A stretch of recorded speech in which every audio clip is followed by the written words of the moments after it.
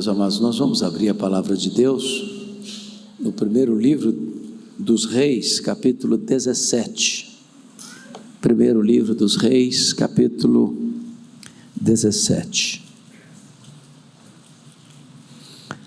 Nós vamos ler até o versículo 10, de 1 a 10.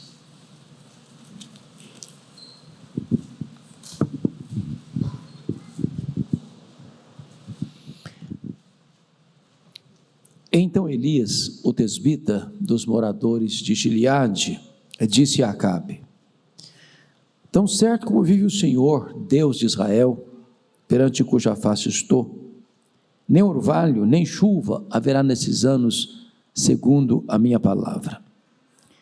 Veio-lhe a palavra do Senhor dizendo: retira-te daqui, vai para a banda do Oriente, e esconde-te junto à torrente de Querite, fronteira ao Jordão. Beberás da torrente, e ordenei aos corvos que ali mesmo te sustentem. Foi, pois, e fez segundo a palavra do Senhor. Retirou-se e habitou junto à torrente de Querite, fronteira ao Jordão. Os corvos lhe traziam pela manhã pão e carne, como também pão e carne ao anoitecer, e bebia da torrente. Mas passados os dias a torrente secou, porque não chovia sobre a terra. Então lhe veio a palavra do Senhor, dizendo: dispõe-te, vai a Sarepta, que pertence a Sidom, e demora-te ali, onde ordenei a uma mulher viúva que te dê comida. Então ele se levantou e se foi a Sarepta. Eu quero conversar um pouco com vocês hoje sobre os estágios na vida de um homem de Deus. Elias, certamente, uma das figuras mais importantes e emblemáticas da Bíblia. Poderíamos chamar e dizer que Elias é o representante dos profetas. Quando Jesus foi transfigurado, aparecem Moisés e Elias, conversando com ele em glória. Moisés representando a lei, Elias representando os profetas. Elias é um próprio tipo de Cristo. Quando Jesus perguntou lá em Cesareia de Filipe: quem dizem os homens ser o filho do homem? Alguns disseram: uns dizem que tu és João Batista, outros dizem que tu és Elias, outros dizem que tu és Jeremias, ou alguns dos profetas. A Bíblia diz que o precursor de Jesus veio no poder e na força de Elias, no espírito de Elias. Elias foi levantado por Deus num tempo muito crítico da história da sua nação.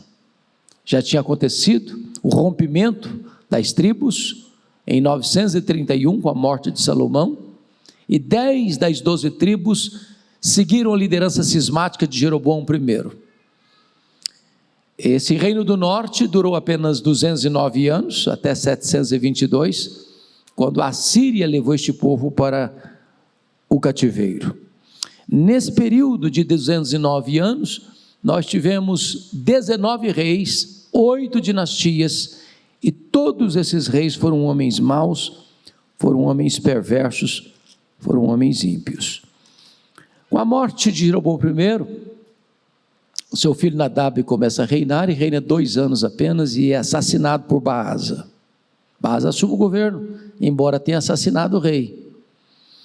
Governa, e seu filho é lá, depois dele, governa 2 anos, e é assassinado também por Zinri, que assume o governo. O povo se rebela, ele comete suicídio. Então se levanta Onri, o pior rei até então. E depois que ele cede o governo ao seu filho Acabe, Acabe vem a se tornar o pior rei da história de Israel, ainda casando-se com uma mulher perversa chamada Jezabel, que vai impor o culto a Baal à força da espada e da baioneta. Nesse tempo, a apostasia campeia. Nesse tempo, a perseguição religiosa prevalece. Nesse tempo, os profetas de Deus estão sendo mortos e perseguidos. É nessa conjuntura de crise medonha é que Deus levanta esse homem. Então você vê comigo no versículo 1, que diz que Elias, o tesbita dos moradores de Gileade, essa cordilheira do Gileade hoje fica no que nós chamamos de Jordânia, é uma região desertificada. E quando você vê Elias o tesbita, está falando do local onde ele nasceu. É um local chamado Tisbé, insignificante historicamente. E quando você vai examinar a biografia do Elias, ele é um homem desconhecido, que vem de uma família desconhecida, que vem de um lugar desconhecido. Ele não é de uma família aristocrática, ele não procede de uma escola de profetas, ele não vem de uma família sacerdotal, ele é um homem comum do povo, mas Deus o levanta numa conjuntura vital para a nação. E aqui então começam as estações da vida dele. E a primeira estação na vida desse homem de Deus é Elias no palácio, confrontando o rei Acabe. É curioso que Elias dá início ao seu ministério pregando para o rei, no palácio do rei, trazendo uma mensagem de juízo ao rei e à nação. E ele é corajoso, e ele não se acovarda, e ele não se intimida, porque ele vai dizer para Acabe: tão certo como o Senhor, em cuja presença eu estou, nem chuva, nem orvalho haverá nesses anos, segundo a minha palavra. E por que ele está trazendo essa palavra de juízo? Porque Baal era considerado nesse tempo, pela nação de Israel, como padroeiro da prosperidade. Quando se colhia os frutos da lavoura, quando se tinha as crias das ovelhas no campo, atribuía-se isso a Baal. Obviamente, se a chuva fosse retida, se o orvalho não caísse toda noite, Deus estaria com isso quebrando as pernas de Baal e mostrando que Israel tinha se rendido a um culto pagão, a uma divindade, que divindade não é, porque foi feita e criada pela própria imaginação do homem. Esse é um homem de oração, porque diz: não vai chover segundo a minha palavra. E o texto não diz por quê, mas Tiago 5,17 diz que Elias orou com instância para não chover, e não choveu. Então Elias é esse homem que se apresenta diante do rei, porque primeiro ele se prostrou diante do Rei dos Reis. Ele se levanta diante dos homens, porque primeiro ele se prostra diante de Deus. Ele prevalece na pregação, porque primeiro prevaleceu na oração. E aí você vai para o verso 2 e 3, e você vai encontrar até a segunda estação na vida dele, que Elias no deserto, sendo tratado por Deus. E é curioso isso, porque tudo que um profeta não gostaria de fazer, e até hoje somos assim, é esconder-se. Quem tem uma mensagem quer proclamá-la, e quanto mais gente tiver para receber essa mensagem, tanto melhor. Mas Deus manda Elias sair de cena e ficar num local isolado, escondido. E nesse tempo que ele estaria escondido, Deus o sustentaria de forma milagrosa. Ele beberia de um filete d'água que ainda jorrava, e Deus mandava garçons voadores para levar comida para ele. E aqui tem algumas coisas muito estranhas, porque veja bem, corvo é um animal impuro, e ele podia, Deus, o senhor podia escolher uma ave melhorzinha para trazer comida para mim, porque eu sou um cara meio escrupuloso, eu não gosto de comer coisa impura. Aliás, se você pensar em corvo, né, dessa carne, ele botou a unha aqui, ele botou as garras aqui, dessa carne eu não como. Mas Deus está mostrando duas coisas para Elias aqui, nessa segunda estação. A primeira delas, é que antes de Deus usar um homem e uma mulher, primeiro Deus trabalha na vida dessa pessoa. Nós somos uma geração muito apressada, nós achamos que as coisas têm que acontecer no nosso tempo, do nosso modo, com a nossa pressa. Você não tem mais paciência de entrar num restaurante e esperar 40 minutos a sua refeição ser preparada. Você quer tudo na hora. Hoje você quer aprender inglês num cursinho de aprenda inglês em 3 meses. Ainda que você não aprenda, mas você se matricula lá porque você tem pressa. E às vezes as pessoas acham que Deus tem pressa para preparar seus líderes. Não tem cursinho para liderança. Ninguém se torna um líder porque fez um curso de 6 meses de liderança. Essa pessoa precisa ser forjada por Deus, treinada por Deus. E quando Deus mandou Elias para o deserto, Deus estava trabalhando na vida dele, para depois trabalhar através da vida dele. Isso porque Deus está mais interessado em quem nós somos do que no que nós fazemos. Vida com Deus precede trabalho para Deus. Então Deus estava forjando Elias, Deus estava firmando as colunas da vida de Elias, Deus estava galvanizando Elias nas rajadas do deserto. Deus estava preparando aquele homem para um grande embate espiritual no futuro. Se você está nessa estação do deserto, não reclame de Deus, não murmure contra Deus, não se insurja contra Ele. Ele está trabalhando em você, e ao trabalhar em você, algumas coisas vão mexer com a sua estrutura. Às vezes é preciso que uma ave imunda sustente você. Às vezes é preciso que você rompa com alguns escrúpulos da sua vida. Às vezes você precisa aprender a depender de Deus, da maneira de Deus, e não do seu jeito. Nessa escola aqui do deserto, há uma segunda coisa que me marca muito, porque ou Elias depende de Deus, e é sustentado por Deus, ou ele perece. Então, Elias tem que aprender que ele depende do provedor mais do que da provisão. Depender da provisão é fácil, você a tem, você a administra, mas está escrito no versículo 7, que Elias está onde Deus mandou ele estar, fazendo o que Deus mandou ele fazer, mas a fonte secou. E quando a sua fonte seca, Deus sabe onde você está, Deus sabe para onde você deve ir, Deus sabe o que você deve fazer. A sua fonte pode ficar seca, mas os mananciais de Deus continuam jorrando. A sua despensa pode ficar vazia, mas os celeiros de Deus continuam cheios. Quando Deus leva você a um estágio extremo, onde você diz: acabou, é hora de você experimentar o extraordinário, é hora de você saber que o Deus da provisão não cessou os seus recursos. Quando você acha que não tem mais saída para você, é preciso você ver o milagre da providência de Deus acontecendo na sua vida. Mas vamos à terceira estação, versículo de número 8, diz que agora Deus tira o Elias do esconderijo de Querite, e o encaminha para a fornalha, para ser moldado por Deus, em Sarepta. A palavra Sarepta significa cadinho, fornalha.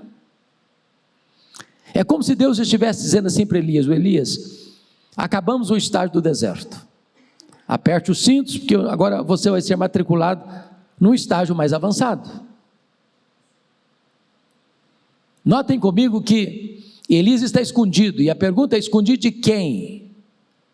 E capítulo 18, versículo 10, responde essa pergunta: escondido de Acabe, de Jezabel, que o procura em Israel e nas outras nações, certamente para matá-lo, é persona não grata no seu país.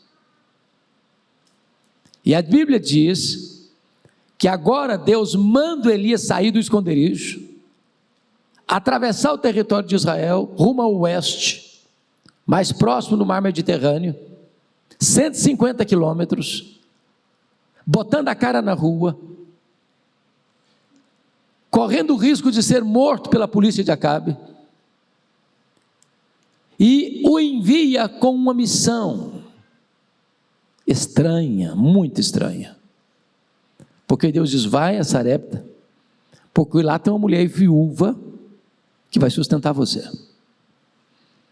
O contexto de mulher viúva naquela época é diferente de hoje. Às vezes tem muitas mulheres viúvas hoje que ficam muito bem financeiramente, que às vezes têm uma posição privilegiada, financeiramente falando, mas naquele tempo a viuvez era um estado de muita precariedade. E se Deus dissesse para Elias assim: ô Elias, chega de ficar escondido, eu tenho um ministério para você agora, você vai sustentar uma mulher viúva. Ele podia pensar: bom, já tem alguma coisa para fazer. Mas o que Deus diz é o contrário, com senso de humor. É a mulher viúva que vai sustentar você. E ao chegar em Sarepta, a mulher que vai sustentá-lo, diz a Bíblia, só tem provisão para mais uma refeição e acabou. Esta é a fornalha, esta é a prova, este é o cadinho. Deus está trabalhando em Elias. O que é maravilhoso, irmãos, é que é preciso chegar numa situação de carência, e carência às vezes total, para você ver o milagre. O pastor Arival já compartilhou algumas vezes aqui na igreja, que quando estava vindo para esse local, e pensava no projeto, algumas pessoas o chamaram de maluco. Como assim? Impossível, não tem recurso, não tem dinheiro. E o capital da igreja não é dinheiro, é fé. É fé. Talvez agora, quando fala no prédio 16 andares, vai chamar maluco de novo. Mas o capital da igreja não é dinheiro, é fé. Aquela viúva conheceu a Deus na cozinha. E Deus multiplicou o azeite, Deus multiplicou a farinha. E a provisão chegou. Chegou de onde? Da escassez total. Porque não vem dos recursos das mãos dos homens, vem dos celeiros de Deus, vem da provisão de Deus. Então Deus nos leva a experiências, irmãos, para que a gente entenda que Deus é Deus.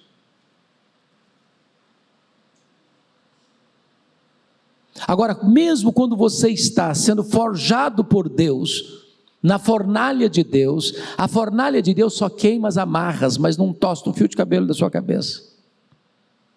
A fornalha de Deus só derrete as escórias, mas mantém o ouro puro, límpido, nobre, belo, útil. Mas quando você está na fornalha de Deus, também você enfrenta situações dificílimas, porque na casa que acontece um milagre, também acontece uma tragédia. O filho único da viúva morre, e ela põe a culpa em Elias. E esse é um fato tão curioso hoje, porque ainda se repete, às vezes, o profeta de Deus tem costas largas. O casal briga de madrugada, a culpa é do profeta. Filho adolescente briga com os pais e sai de casa, culpado é o profeta. O filho morre, culpado é o profeta. E Elias nos ensina uma lição preciosíssima aqui: ele não se defende. Sendo inocente, ele não se defende. Ele não dá uma palavra sequer com essa mãe enlutada, viúva enlutada, para defender-se. Talvez aprendendo um princípio espiritual vital: você não deve esmagar a cana quebrada, nem apagar a torcida que fumega. Tripudiar sobre quem já está machucado pela vida não faz sentido. Mas diz a Bíblia que ele leva esse menino para o quarto, e lá ele luta com Deus, e lá ele conversa com Deus, e lá ele abre a boca para falar com Deus, nos ensinando que se orássemos mais, brigaríamos menos, nos defenderíamos menos, e veríamos mais os milagres de Deus acontecendo. Ele pede um milagre inédito, não tem registro de ressurreição até então, e Deus faz o milagre inédito. Agora pense comigo, se Elias, à semelhança de alguns estrelas da nossa geração, que fazem propaganda até de milagres que nunca aconteceram, o que ele faria com um milagre inédito nas mãos? Já pensou nisso? Eu acho que ele convocaria uma coletiva da imprensa, para dizer quão grande homem ele era. Talvez espalharia alguns outdoors com a fotografia dele, na cidade de Sarepta, dizendo: agora sim tem um profeta nessa terra. Talvez ele bateria palmas para si mesmo, ou escreveria um discurso de autoelogio. A única coisa que ele disse foi esta para a mulher: o teu filho vive. Mas quem honra Deus, Deus os honra. Porque o versículo 24 diz que a mulher disse assim: agora eu sei que tu és homem de Deus e que a palavra do Senhor na tua boca é verdade. Então, se Deus está levando você para esta estação, a terceira estação, a estação da fornalha, para ser preparado por Deus, provado por Deus, não esperneie, não reclame, Deus está trabalhando. Então vem a quarta estação, Elias no Carmelo, lutando contra os deuses falsos. Preste atenção que Deus preparou Elias 3 anos e meio, para usá-lo num único dia, aqui no Carmelo. E quando Elias vem para o Carmelo, ele vai confrontar o rei Acabe, ele vai confrontar o povo apóstata de Israel, e ele vai confrontar os profetas de Baal. Quando Acabe o vê, chamou-o de perturbador de Israel. Disse: não, esse título não me pertence, pertence ao Senhor. O Senhor é o perturbador. Ele dirigiu-se à nação e disse: saiam de cima do muro. Se Deus é Deus, sirva a Deus. Se Baal é Deus, então sirva a Baal. Mas em cima do muro não fiquem. Não fiquem cocheando entre dois pensamentos. E ele chama os profetas de Baal à prova dos 9. Vamos ver quem é Deus mesmo. Vamos levantar um altar aqui, e vocês vão invocar Baal. Se Baal responder, ele é Deus. Se Deus responder, fica provado que sim, ele é Deus. O Deus que manda fogo em cima do holocausto, esse é o Deus verdadeiro. E vocês podem começar, eu dou prioridade para vocês fazerem. E eles gritaram, e eles clamaram, e eles se retalharam com facas, e Baal nada fez, nada ouviu, nada respondeu. Os ídolos dos povos são vãos, eles não têm poder. É por isso que a idolatria é uma coisa tão abominável para Deus, uma coisa tão insensata, porque todo ídolo é fabricado pelo homem, pela imaginação do homem, pelas mãos do homem. Portanto, a criatura não pode ser maior que o Criador, mas o Deus verdadeiro é o Criador. E diz a Bíblia que Elias, então, antes de orar, ele restaurou o altar do Senhor que estava em ruínas, juntando 12 pedras. Por quê? Porque as tribos de Israel estavam brigando entre elas, estavam entrando em conflagração doméstica. Meus irmãos, isso é um alerta para a igreja, como o pastor Arivaldo disse hoje no culto. Às vezes a igreja gasta mais energia com brigas internas, uma denominação contra a outra, uma criticando a outra, uma falando mal da outra, que fazendo a obra de Deus. Quem gasta muito tempo discutindo a obra, não tem tempo para fazer a obra. Elias restaura o altar, ele junta as 12 pedras, ele diz: é preciso primeiro ter restauração de relacionamento, para depois o avivamento chegar. Como é que nós vamos experimentar o avivamento? Estamos brigando. O avivamento da Coreia em 1907 ocorre exatamente quando a nação estava vivendo uma crise medonha, em virtude das perseguições crudelíssimas que a nação estava sentindo.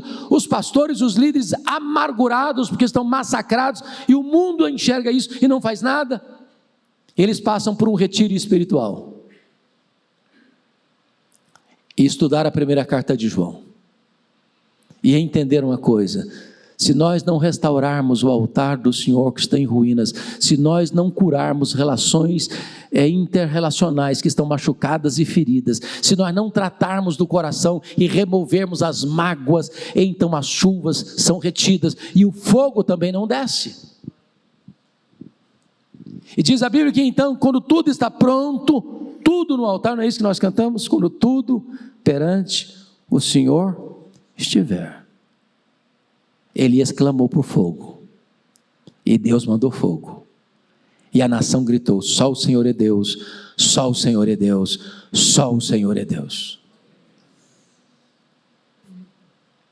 Aí vem, meus amados, a quinta estação, Elias no topo da montanha, lutando com o Deus verdadeiro. Agora não está lutando com falsos deuses mais.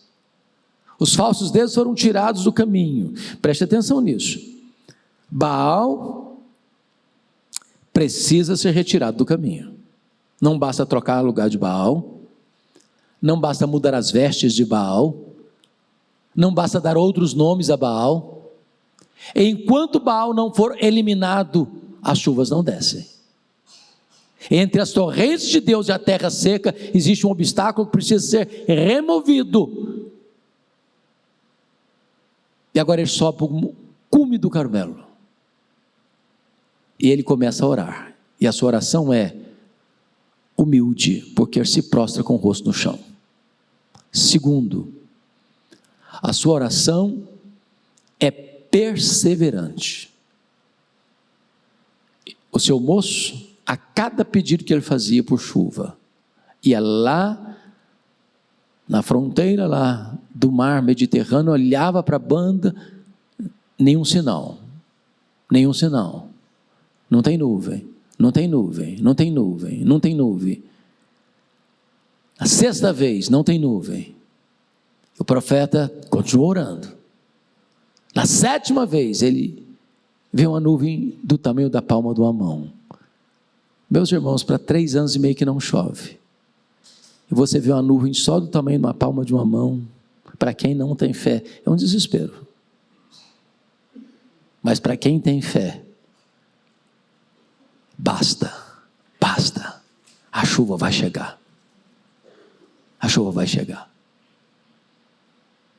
Talvez você e eu precisemos ver esta nuvem. A nuvem que vai chegar como prenúncio e promessa de um grande derramamento do Espírito. Das torrentes do céu caindo restauradoramente para a sua igreja. Tem hora que a igreja precisa lutar não com o diabo, é lutar com Deus. E o Senhor gosta desse tipo de oração. Vós que fareis lembrar do Senhor, não descanseis, nem deis a Ele descanso, até que restaure Jerusalém e coloque Jerusalém como uma diadema de glória na mão do Senhor. É a igreja lutando com Deus, é a igreja na brecha, é a igreja clamando por restauração, é a igreja clamando por um avivamento. E eu pergunto a vocês, o Brasil está em crise? A crise não é medonha? O cenário não é sombrio? A nação não caminha celeremente rumo a um desastre?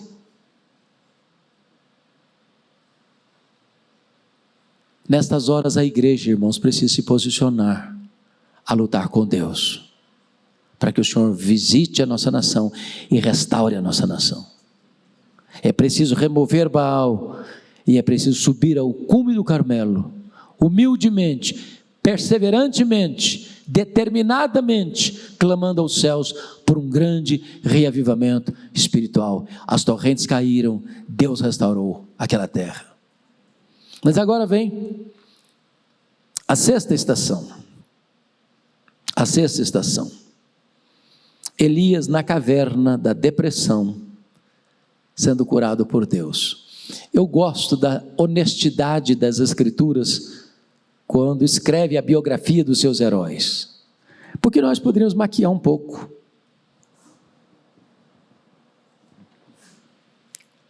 Nós poderíamos encobrir um pouquinho as fraquezas, só deixar os pontos positivos. Me permita dizer isso a você, isso é muito grave. Você nunca é tão frágil como quando depois de uma grande vitória. Os homens de Deus também têm os pés de barro. Não coloque um homem no pedestal. A Bíblia diz que Elias era um homem semelhante a nós, sujeito às mesmas fraquezas. Esse gigante de Deus, que ora, e as comportas do céu se fecham, que ora, e o azeite se multiplica na panela, que ora e o menino ressuscita, que ora e o fogo cai do céu, que ora e as torrentes descem. Este homem que confronta o rei, que confronta o povo, que confronta os profetas de Baal, diz a Bíblia que agora recebe um recado de Jezabel: faça-me os deuses que me aprover, se amanhã, a estas horas, eu não matar você, Elias, como você matou os profetas de Baal. E diz a Bíblia que Elias teve medo e fugiu. E é curioso, quando ele foge, chega em Berseba, ele já está num processo de angústia mental, angústia espiritual, quase que entrando num processo de depressão. Ele deixa o seu moço, quando ele mais precisava de companhia, ele fica sozinho. E o diagnóstico que ele faz da situação não é genuíno, não é verdadeiro. Ele diz: eu quero morrer, Senhor, eu quero morrer, acabou, para mim não tem mais nada, chega, estou desanimado, estou desencantado, eu quero é morrer. E Deus não discute com ele ali. A Bíblia diz que Deus o fez dormir, e Deus mandou um anjo fazer um prato especial para ele, um cardápio especial para ele, e ele comeu o pão do anjo, e caminhou 40 dias e 40 noites, pensa num pão especial, e quando ele chega em Horebe, ele entra dentro de uma caverna, ele está passando uma crise medonha, porque ele está vendo tudo escuro, tudo sombrio. Primeiramente, ele não faz uma leitura correta em relação à realidade do passado. Só eu fiquei, Senhor, só eu fiquei. Aqui tem um ponto digno de destaque. Às vezes, meus irmãos, a gente corre o risco de achar que só nós somos crentes. Perigo do orgulho espiritual, perigo do orgulho denominacional. Só nós, Senhor, só eu. Ô irmão, deixa eu dizer uma coisa, e é bom dizer isso aqui, porque nós somos várias igrejas aqui representadas. O reino de Deus é muito maior do que a nossa denominação. Tem muita gente de Deus que não faz parte da nossa denominação e que Deus está usando poderosamente. Elias está fazendo uma leitura vesga, míope da situação. Segundo lugar, ele não tem mais perspectiva de amanhã, de futuro. Eu quero morrer, acabou. Eu não tenho nem passado, nem futuro mais. E Deus: não, meu filho, para um pouquinho. Seu ministério não acabou, não. Você ainda vai ungir um rei em Israel, você vai ungir um rei na Síria, você vai ungir um profeta no seu lugar. Deixa eu dizer para você isso: não tem aposentadoria no reino de Deus. Pendura a toalha, pendura a chuteira não, joga a toalha não. Deus chamou Abraão com 75, Deus chamou Moisés com 80, você nem chegou lá ainda.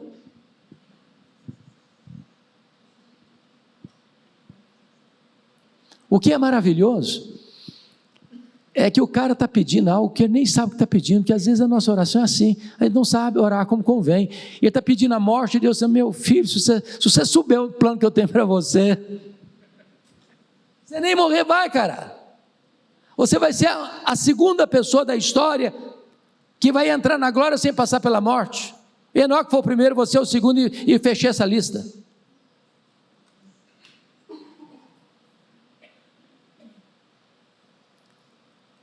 Talvez hoje você esteja vivendo essa crise aí, meio depressiva, sabe? Meio para baixo, meio desanimado, meio desencantado. Talvez você está numa rota de fuga, ou talvez você está dentro de uma caverna, e Deus cura a depressão do Elias com sonoterapia, com cardápio especial, Deus cura a depressão do Elias, que ele está dentro da caverna, e diz: meu filho, vem para cá, sai da caverna. E quando Deus diz sai da caverna, sabe o que Deus está falando para ele? Abre o bico, filho, abre o bico, destranca a caixa de ferramenta, põe para fora. Às vezes a gente entulha muita coisa, às vezes a gente fica sufocado. Fala com Deus, abre o coração para Deus, espreme o pus da ferida. Oculta nada não, guarda nada não, põe isso aí diante de Deus. E Deus trata do seu profeta, e Deus cura o seu profeta, e Deus restaura o seu profeta, e Deus põe os pés do seu profeta na estrada do trabalho, e ele vai continuar o seu ministério. Joga a toalha não, desanima não. Mas vamos à última estação, a sétima e última estação. Elias no Jordão, a caminho do céu. Diz a Bíblia que ele está agora no Jordão, o Eliseu no encalço dele, querendo porção dobrada do espírito dele, quando de repente passam a carruagem de fogo, com cavalos de fogo, e Elias sobe para o céu num redemoinho, e a capa do Elias fica na mão do Eliseu. Isso aqui é um retrato, sabe de quê? Um prenúncio, sabe de quê? De que nós também seremos arrancados daqui. Quando Jesus voltar, diz a Bíblia, duas coisas vão acontecer. A primeira delas, estão falando da igreja, os mortos em Cristo ressuscitarão primeiro. Depois nós, os vivos, os que ficarmos, seremos transformados e arrebatados para encontrar o Senhor Jesus nos ares, e assim estaremos para sempre com o Senhor. A nossa jornada aqui vai terminar, porque aqui não é a nossa terra, aqui não é a nossa casa, aqui não é o nosso lar, aqui não é a nossa pátria. Nós estamos a caminho do céu, do paraíso, da Nova Jerusalém, do céu, da casa do Pai. A pergunta que eu faço a você nesta noite é esta: em qual estação você está? Confrontando o rei? No deserto, escondido? Na fornalha, sendo provado? No Carmelo, lutando com os falsos deuses? No topo da montanha, lutando com o próprio Deus, Deus verdadeiro? Na caverna do desânimo, da depressão? Ou no Jordão, prestes a ser chamado para o Senhor? É só mais um pouquinho, e todos nós estaremos com o Senhor. Breve Ele vem, breve Ele voltará, e nós estaremos todos reunidos na glória celeste, onde não tem mais luta, não tem mais dor, não tem mais choro, não tem mais pranto, não tem mais sofrimento, onde nós estaremos para sempre com o Senhor.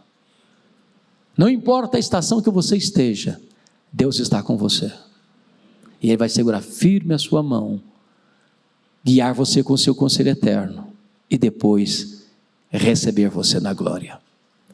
Vamos ficar em pé e vamos orar. Pastor Arival virá orar por você e por mim nesse momento.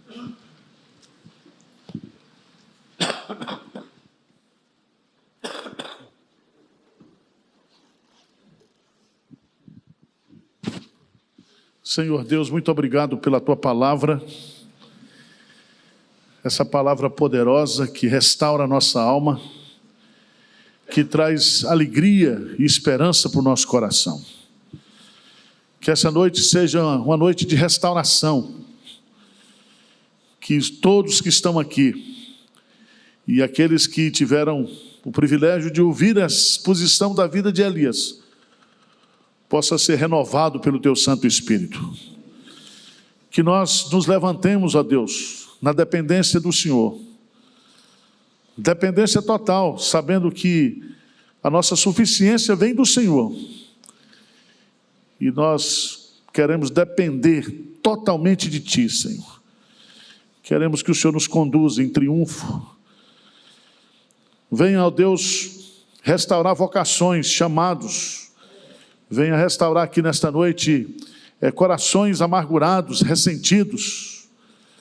Pessoas que estão muitas vezes brigadas com o Senhor, numa atitude infantil, boba.